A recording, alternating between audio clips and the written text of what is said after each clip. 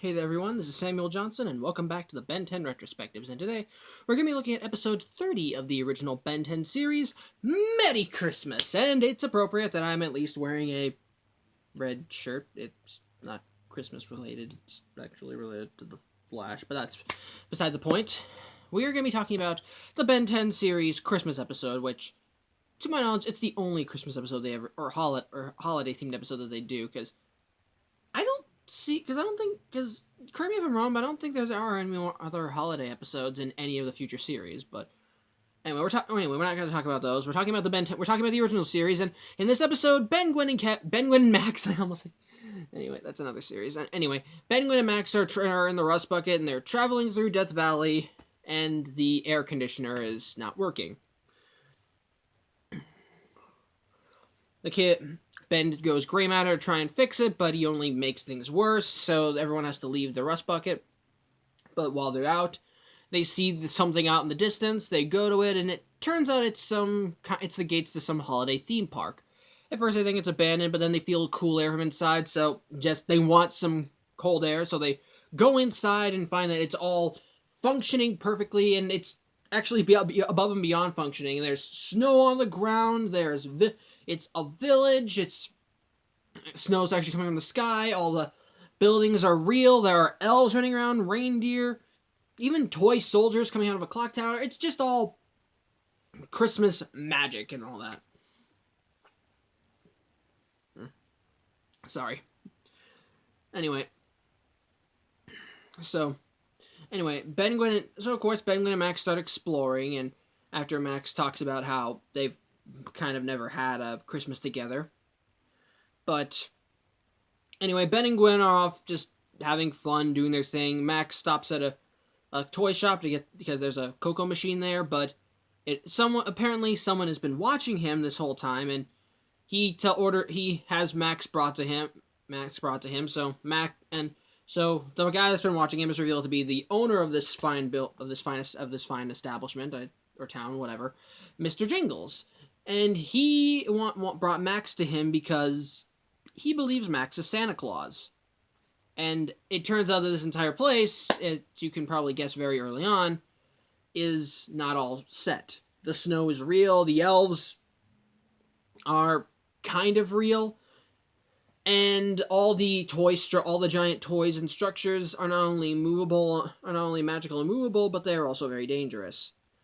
So he has the elves wrap Max in some weird garb, and now he's dressed like Santa, and apparently the garb has side effects so that Mr. Jones can control his movement. He has Max stuck sitting in a chair. He now can control if he waves or anything, and he tells all the elves that this is Santa Claus, and he tells Max, "Oh yeah, by the way, thanks for bringing those kids with you. I can always use more elves." And at that point, you can kind of guess what's going to happen. And I'm just going to say this right now. It turns out it's pretty much shown that all of the elves in this village are actually children that came to this village and now are trapped there working. So anyway, as Ben and Gwen are having their fun, they're attacked by nutcrackers. Ben is able to take care of them. While Ben is able to take care of them, they're given some assistance by another elf whose name we later learn is Elsgood. But Elsgood tries to warn Ben and Gwen that they have to leave this village, or else they'll fall under the curse of it. And the curse actually starts working, and Ben and Gwen become elves. It's not really much of a big change. They still look like themselves, just that now they have rosy cheeks, green eyes, green just dotted eyes, and pointy ears. But they realize that now they have to really get out of here. But time moves weirdly in this place as they're attacked by killer frosties. I wish I was making that up, but thankfully they do look threatening. They manage to escape them and go into this building, and it's apparently time moves differently, not just in this place, but not like in day and night, because it just like goes to day and night without even much change. But they find a photo of Elsgood posing with Mr. Jingles. It's in black and white, and they're just wondering what's going on. When was this picture taken? And Elsgood says it was about a few days ago. And they ask what year, and Elsgood just says, 1932. And this kind of plays into something which I'll bring up when I talk about the summary, because it kind of gets to me a little, but that's mostly because of me just trying to wrap my head around it. But anyway, they manage to find a trapdoor, escape the killer snowmen, and get into and get into a transport shop, but they need, and apparently the only way they can actually break the curse over this place is to destroy Mr. Jingle's machine called the Jingleator. Yeah, that's a thing. So they manage to sneak in by pretending Ben as Wildman as a reindeer. It works for about 5 seconds. They still manage to get down there, but Mr. Jingles is expecting them, and he immediately just puts all 3 of them on the assembly line. And he just wants to make everything perfect, and he just wants everything to be perfect. He's just kind of OCD about this, but Elsegood, while manages to whisper to Ben and Gwen that the Jingleator is the place where all the toys are coming from, so Ben is able to distract the guards, which are giant blue teddy bears, because why not? And he goes gray matter, runs into the machine, and manages to disable it. But while all the magic in this place is worn off, all the giant toy teddy bears and all the other toys that are attacking them just fall down unconscious, and Max is able to move on his own volition again. Everyone is still an elf. Max is still Santa, and the village is still magical, or no, not as magical as it was. It turns out, and apparently, that while all the machine is broken down, the only way to actually reverse the curse completely is to deliver all the presents, which Elsegood did not want to do until they were all perfect. And then Max gives him the whole spiel about it's not about the perfect toy, it's about spending time with each other, yada yada yada. There's all the stuff that you would usually get out of a Christmas special. And Elsegood has a change of heart and says that even if they wanted to deliver them, they can't because none of the reindeer can fly anymore. But Ben decides to oblige by becoming Stinkfly and pulling a sled with Gwen and Max in the back, delivering all the toys through a magic dial, even though magic shouldn't exist anymore. But they deliver all the toys across the world.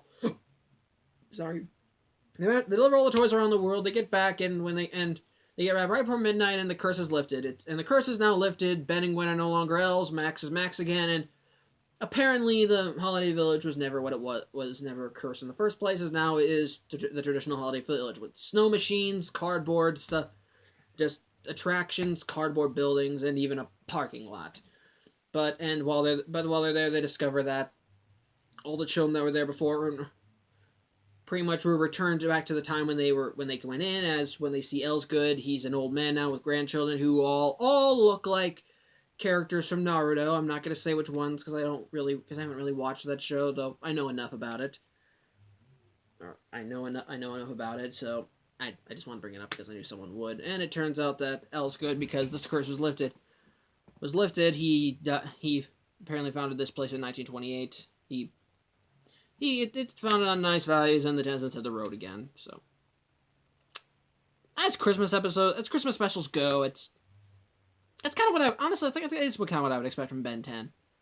Like, you just got crazy you got crazy villains, a weird situation, but weird stuff that themes, a fun villain, which Mr. Jingles is. I don't think Mr. Jingles is threatening. Like, he's got power, but he's not bad. He's just kind of fun. Like, really, is just fun to watch. Like, he's just the perfectionist. He just wants everything to go be perfect. And I have no idea what his motivation was. Either he built this place in spirit of Christmas and somehow went above and beyond because apparently it just had to be that for Christmas and he just didn't get the point. I don't know. But it is fun. I question how he was even able to make a machine that somehow produces magic. I really don't know. I really wish I knew, and I have no idea why it somehow starts the curse, and yet when it's broken down, the curse can't be lifted unless you do this specific thing. I don't know. It's confusing. It really is confusing. And even the part with the elves, like, it's apparently stated that... that's the part where I'm going to talk about. Apparently, this place kind of goes on it kind of exists on a different plane. Like, it exists across all points in time at the same time. Like, if someone I think of the example, like, for example, Elsegood said he came to Winter Village in 1932, and that the picture he took with Mr. Jingles was just a few days old, even though it was black and white. And so to him, it's still 1932, and apparently he's not very trapped. He's been trapped, and but the Tennysons came in their own present day, so it's like so apparently it's a big chunk of so Elsgood. It's just been he's been just trapped here a few days, even though. So I think again it's just that apparently this place just goes on like a magic time warp or something. I don't know, and I don't know how what happened when the curse was lifted. Like I'm kind of a little confused on this thing on the Magic Village either. Was it originally just one of those stereotypical holiday villages, and then Elsgood again went above and beyond to try and make it nice, or did he always have this in mind? I don't know. I really have no idea. And honestly, if this was just a place where people could visit for that, I kind of find it weird that he would put a curse on the place and make it so that, okay, everyone turns into elves at some point. I don't know. It's not a timer, but they will turn into elves. I don't know. It's just weird. It's just weird, and there's just a bunch of it's really confusing. Like, I think that's really the biggest flaw with this story. It's that the story can be kind of confusing, and it's all because of just the fact that it exists outside of time, and just that the curse is continuing on. Like, Elsgood's motivation, well, a little, maybe kind of confusing, is he kind of easy to understand. He's a perfectionist, and and apparently he likes Christmas so much that he mailed this place, but he just doesn't get the point. But, and even Sylvar's kidnapping all these kids, even though they're the people the presents would be going to. I don't know. I'm getting confused again. I really am getting confused. But with that said, I think again, this is kind of what I would expect Ben 10 to do. Just kooky, crazy, time warp, magic, run around the world, by Stinkfly. All this stuff is kind of what I would expect from a Christmas episode, even from the message. Because Ben 10 because I mentioned Ben 10 does morals in their episodes, so it makes sense that they would probably have that it kind of feels, and it's well implemented. It's implemented the way you would expect in this episode. Max being the one that does it, and I'm trying to think. I'm just trying to think. Well, of course, the action is still nice, and because it is cool, kind of cool, and I just love seeing all these things you associate with Christmas just turn psycho. Like that probably isn't as it's not really as creative as Night Before Christmas, but it's still pretty nice. Like we see the killer nutcrackers that have swords and little toy soldiers that shoot candy cane missiles. You got the giant teddy bears that, again, the frosty creatures are actually some of the most well-designed creatures. Your first appearance is that Ben, Gwen, and Elsgood are just wandering through the holiday village. Suddenly, it just turns to night, and then a cold wind blows through. You see a hat, it hits the snow, and suddenly from that snow comes these three giant snowmen. It really is nice, and Again, this isn't bad. It is a cheesy episode, and it can be confusing, but I think the cheese works to its advantage because it's Ben 10. What would you expect? This is a series. It's a series with a 10-year-old kid with who has an alien watch, lets him turn all these creatures.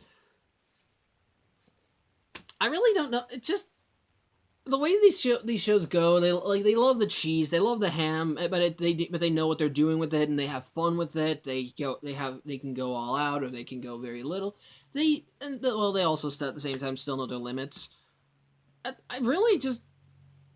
kind of really thought it's really it really is an episode. It's really more of what would you expect episode. It's not a bad episode because it's cheesy and stupid, but it's the fun kind of cheesy and stupid. I love it's still nice. I love the design of this place. It feels very holiday-esque. I like the moral, and the moral is implemented the way you would expect in a Ben 10 episode.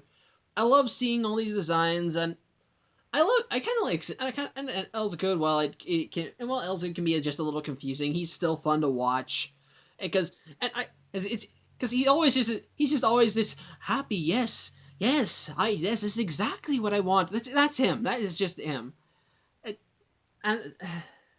Yeah, so, yeah. On the whole, cheesy. It can be cheesy. It can be confusing, but on the whole, it's still a fun episode. I might put it on around the holidays. Might not. It's really something that you'd be okay with watching around the holiday season, but I don't think it's something that you would just watch as a tradition. It's just fun episode. Cheesy, but fun. So, yeah. that wraps up this episode. I hope you enjoyed, and tune in next week where we look at another episode of this series, and we see more of what the Omnitrix can do, and we see a new alien. So, yeah. Thank you for watching. I'm Samuel Johnson, and I will see you next week. Take care.